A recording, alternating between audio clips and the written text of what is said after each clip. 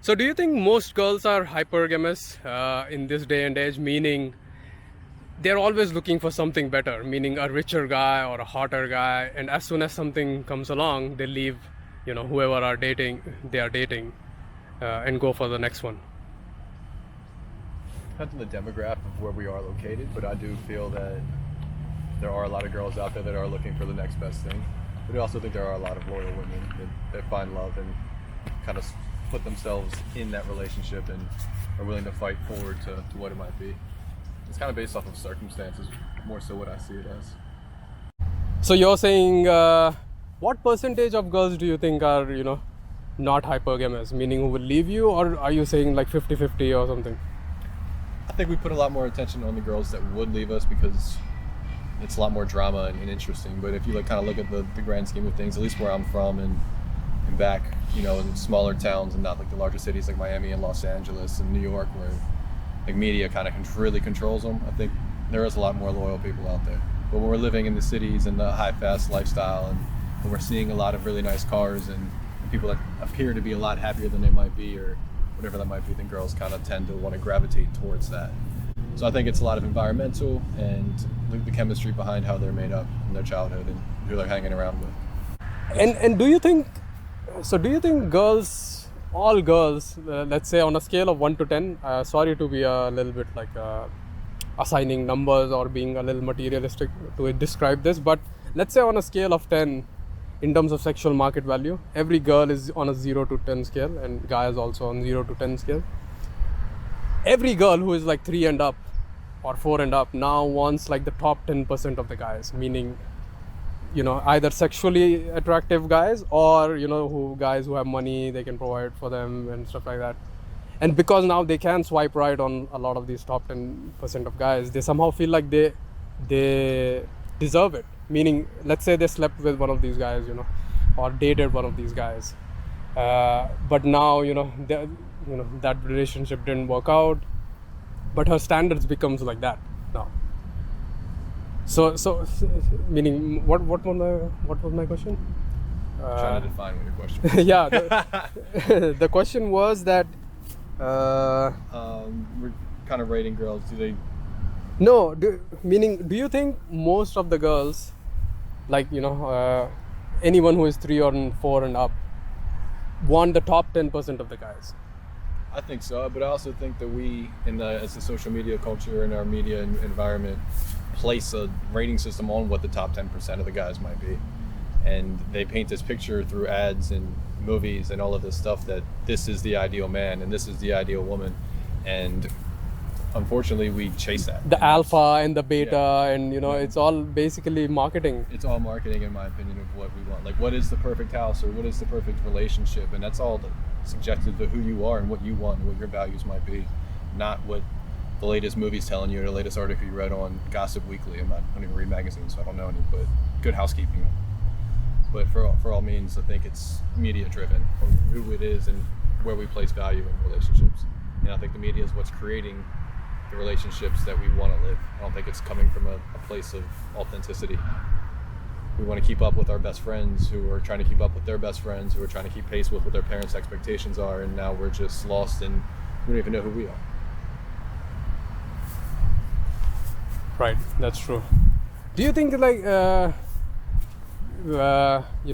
meaning what do you expect, meaning when you're looking for a relationship or a girlfriend, what do you look for in a girl? Meaning, let's say that you're pretty, okay, in guys, you're the top 10%.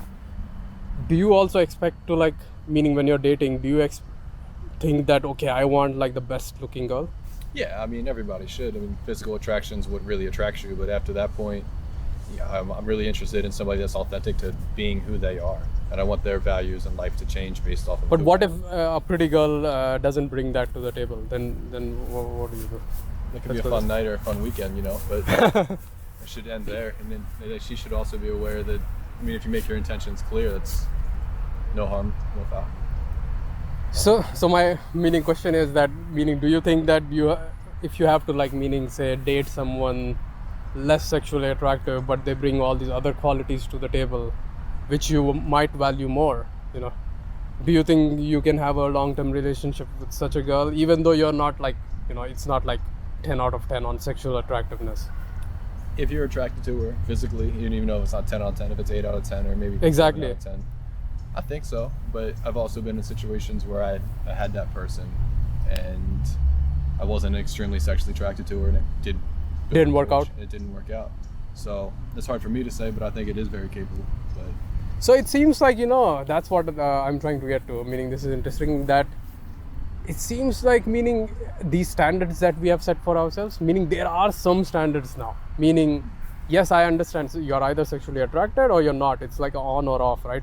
Whether it can be 8 or 9 or 10 or whatever it can be. But because now we are with social media, we are exposed to so many of these 8, 9, 10s or 10s, let's say, that without us even knowing, our standards have become very high.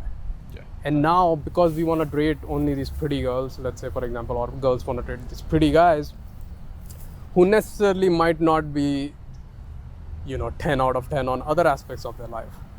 But we are not ready to date down because our whole game starts with sexual attractiveness. Meaning, once that's not met, other things don't even come into the picture. Like, for example, a guy like me, let's say, for example, I'm a 7 or a 6. And let's say on physical attractiveness. But I have other qualities which are 9 and 10. But I don't even get a chance. Meaning, so it seems like our standards of sexual attractiveness to even talk to someone or hang out, because, you take pictures and, and all these things have become way too high and almost untenable. in reference to what you're, putting yourself at a 7 out of 10 in one aspect and having 9 out of 10s, I think you're maybe chasing in the wrong field. You're trying to play in the wrong game. Yes. You For are- example, let's say, I'm chasing like these gym girls who look Yeah. like some certain And way. They value 10 out of 10 of attractiveness compared to your 10 out of 10 in Yeah. intelligence, comedy, Yeah. comedy and all of that. Yeah. So I think that Exactly. you're just playing the wrong game. Exactly. So you're in the wrong. And I can't meaning that's why I said that I can't seem to find these other Yeah. half of the crowd You're just who will fishing in the actually wrong respect pond, me. if you will. Meaning they will think that I'm 10 out of 10. Yeah. And meaning, they will act feminine. A lot of these girls, if they think that I'm not 10 out of 10, they act less feminine. I don't know if that makes sense. Yeah. Do you know? Meaning with the same guy, girls act, with different guys, meaning girls act differently. Meaning, Yeah, absolutely. And so- every relationship's different. So you gotta take it that way. You can't base your last relationship on your next relationship. You gotta learn from that and move forward from it. And I think a lot of both men and women are very guilty of this. Is they bring a lot of their past relationships into their next relationship, so they have insecurities from things of the past that are now projected onto people that have done nothing to prove that they weren't gonna go in that path. right. Loyalty, for example, or trust, or whatever it might be. And Do you think it's possible for girls to have like long-term relationships? Meaning, do you think the chances of the ability of a girl to have a long-term relationship goes down with the number of sexual partners she's going to have? And do you think this applies to guys also? I don't think so? I don't think so. I think that anybody can find the person and then their past is gone. Then they rewrite their future with that person. So if they want to live in that idea where I've had a lot of sexual partners and their partner wants to harness and live in that energy, then that's going to be a problem in that relationship. But if they put it up front and they've not put any signs of, what's the word I'm looking for, cheating or whatever it might be, then there's no reason to bring attention to that. That was their past life. That was before you guys met. That was before you guys related. And it had nothing to do with who you are now. So do you think, meaning girls and guys are like equal in the sense that if a girl can cheat, a guy can cheat, and if a guy can cheat, then a girl can cheat too, right? Everybody can cheat, but it's just based off of your relationship. Is it acceptable or is it not acceptable? Because we do live in the world. Meaning, now. do you think that girls and guys are equal in this sense that Everybody cheats, I think. I mean, not everybody, but I think that in the world, guys and girls both cheat.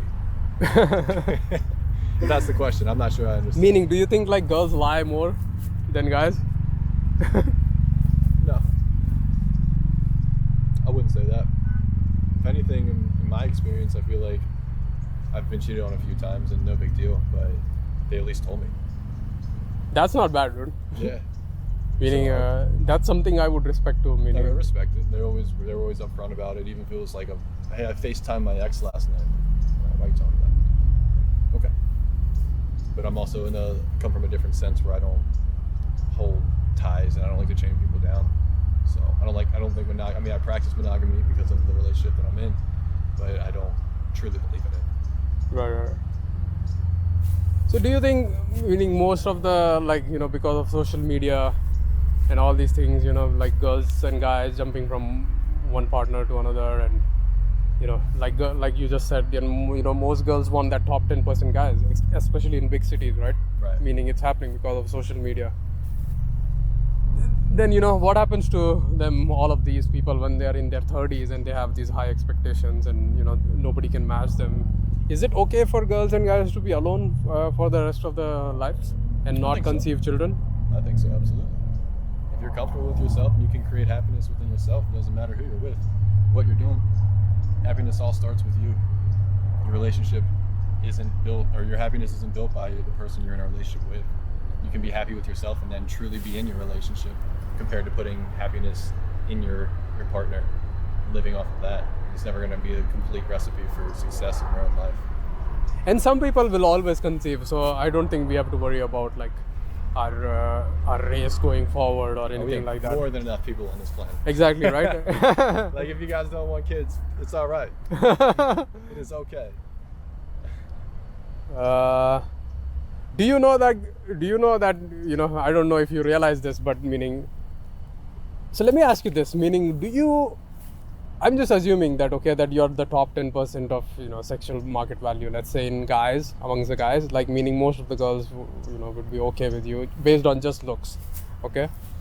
So do you actually like have to think a lot about getting girls? Meaning, you know, do you have to like, meaning, like I can tell, so let me give you an example, okay? I've been with CEOs, and like, let me tell about myself. My time and my mind is consumed by, you know, guys like me, about what girls think or how to get them or what, and blah blah blah. You have to do so much work, and it's just like, oh, you did all this, okay, and then you said one wrong thing, and then you don't get a date, or you don't get sex after being on 10 dates or 30 dates where, you know, we are buying stuff for her.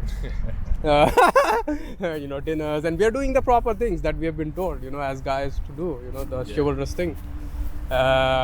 You know, so meaning, so you're saying you don't have to think about it at all. Do you know how that feels? Meaning, in the mind, what do you think? I honestly, I don't take on those traditional standards of what you should do on a typical date.